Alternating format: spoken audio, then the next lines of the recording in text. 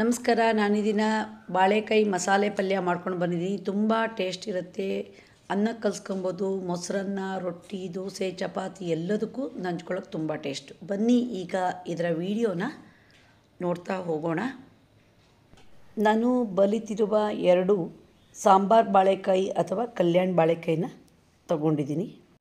ಈಗ ಬಾಳೆಕಾಯಿನ ಸಿಪ್ಪೆ ಸಮೇತ 2 ಭಾಗ ಮಾಡೋಣ. ಸಿಪ್ಪೆ ಸಮೇತ ಬೇಯಿಸಿದರೆ ಬಾಳೆಕಾಯಿ ಹೋಳುಗಳು ಕರಗೋಗಲ್ಲ, ಸ್ವಲ್ಪ ಗಟ್ಟಿ ಇರುತ್ತೆ. ಒಲೆ ಮೇಲೆ ಕುಕ್ಕರ್ ಇಟ್ಕೊಂಡಿದ್ದೀನಿ. 4 ಲೋಟದಷ್ಟು ನೀರು ಹಾಕೋಣ.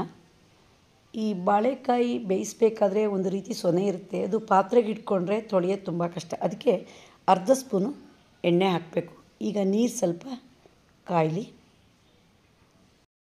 ಈಗ ಹೆಚ್ಚಿರುವ ಬಾಳೆಕಾಯಿ ಪೀಸನ್ನು ಹಾಕೋಣ.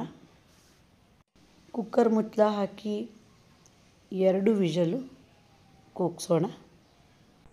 ಕುಕ್ಕರ್ ಮುಚ್ಚಳ ತೆಗೆಯೋಣ.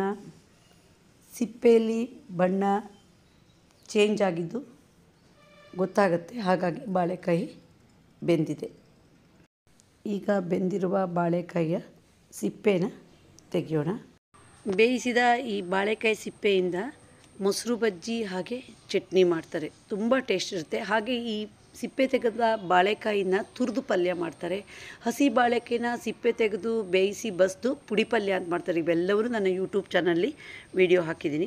ಬಾಳೆಕಾಯಿಯಿಂದ ತುಂಬ ಥರದ ಅಡುಗೆ ಮಾಡ್ತಾರೆ. ಯಾವುದು ಮಾಡಿದರೂ ಸಹಿತ ಅದು ತುಂಬ ರುಚಿ ಇರುತ್ತೆ.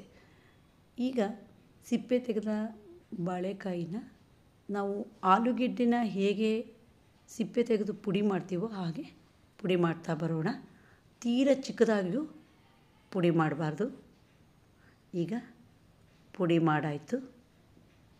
ಒಗ್ಗರಣೆಗೆ 1 ಈರುಳ್ಳಿ, ಟೊಮೊಟೊ ಸಣ್ಣದಾಗಿ ಹೆಚ್ಚಿಟ್ಕೊಂಡಿದ್ದೀನಿ. 1 ಕಡೆ ಲಿಂಬೆ ಹಣ್ಣಿದೆ. ಅರ್ಧ ಇಂಚು ಶುಂಠಿ ತುರಿದಿಟ್ಕೊಂಡಿದ್ದೀನಿ. 2 ಹಸಿಮೆಣಸು ಸಣ್ಣದಾಗಿ ಹೆಚ್ಚಿಟ್ಕೊಂಡಿದ್ದೀನಿ. ಕರಿಬೇವಿನ ಎಲೆ ಇದೆ. ಒಲೆ ಮೇಲೆ ಬಾಣಲೆ ಇಟ್ಕೊಂಡಿದ್ದೀನಿ. 4 ಸ್ಪೂನಷ್ಟು ಕೊಬ್ಬರಿ ಎಣ್ಣೆ ಹಾಕೋಣ. ಹಾಗೆ ಎಣ್ಣೆ ಸ್ವಲ್ಪ ಕಾಯಬೇಕು.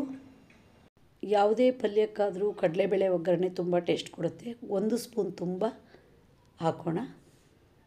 ಈಗ 1/4 ಸ್ಪೂನು ಉದ್ದಿನಬೇಳೆ ಹಾಕೋಣ. ಹಾಗೆ ಬಾಳೆಕಾಯಿ, ಹಲಸಿನಕಾಯಿ ಎಲ್ಲ ತಿಂದರೆ ಸ್ವಲ್ಪ ಗ್ಯಾಸ್ ಅಂತ ಹೇಳ್ತಾರೆ, ಅದಕ್ಕೆ ಇಂಗು ಉಪಯೋಗಿಸಿದ್ರೆ ತುಂಬ ಒಳ್ಳೆಯದು. ಚಿಟಿಕೆ ಆಗೋಷ್ಟು ಇಂಗನ್ನು ಹಾಕೋಣ. ಸ್ವಲ್ಪ ಒಗ್ಗರಣೆಯಲ್ಲಿ ಫ್ರೈ ಮಾಡೋಣ. ಹಾಗೆ 1 ಸ್ಪೂನ್ ತುಂಬ ಸಾಸಿವೆ ಕಾಳು ಹಾಕೋಣ. ಪರಿಮಳ, ರುಚಿ ಹಾಗೂ ಬಣ್ಣಕ್ಕೆ 1/4 ಸ್ಪೂನು ಅರಿಶಿನ ಹಾಕೋಣ. ಈಗ ಹೆಚ್ಚಿರುವ ಹಸಿಮೆಣಸು ಮತ್ತು ಕರಿಬೇವಿನ ಹೆಸಳನ್ನು ಹಾಕೋಣ. ಹಾಗೆ ಸ್ವಲ್ಪ ಫ್ರೈ ಮಾಡೋಣ.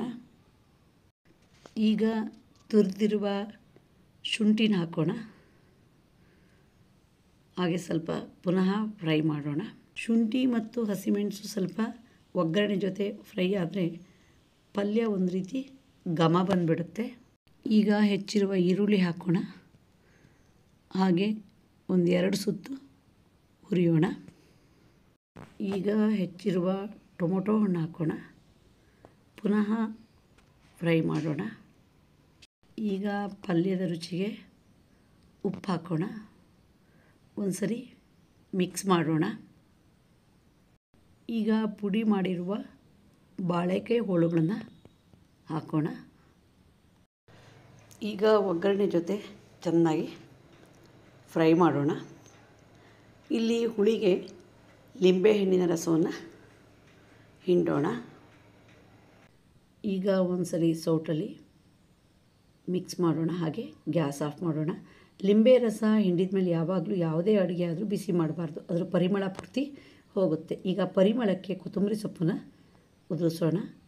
ಪುನಃ ಸೌಟಲ್ಲಿ ಮಿಕ್ಸ್ ಮಾಡೋಣ. ಈಗ ರುಚಿಯಾದ ಬಾಳೆಕಾಯಿ ಮಸಾಲೆ ಪಲ್ಯ ರೆಡಿ ಆಯಿತು. ಇದನ್ನು ಬರೀ ಬಾಯಲ್ಲಿ ಸಹಿತ ಹಾಗೆ ತಿನ್ಬೋದು, ಅಷ್ಟು ರುಚಿ. ಒಂದು ಸರಿ ತಿಂದರೆ ಮತ್ತೆ ಮತ್ತೆ ಬೇಕು ಅನಿಸುತ್ತೆ. ನೀವು ಸಹ ಒಮ್ಮೆ ಟ್ರೈ ಮಾಡಿ ಇದರ ರುಚಿಯನ್ನು ಸವಿಯಿರಿ. ನಿಮಗೆ ಈ ವಿಡಿಯೋ ಇಷ್ಟ ಆದರೆ ಲೈಕ್ ಮಾಡಿ, ಶೇರ್ ಮಾಡಿ, ಸಬ್ಸ್ಕ್ರೈಬ್ ಮಾಡಿ, ಕಮೆಂಟ್ ಬಾಕ್ಸಲ್ಲಿ ಕಮೆಂಟ್ ಹಾಕಿ. ಧನ್ಯವಾದಗಳು.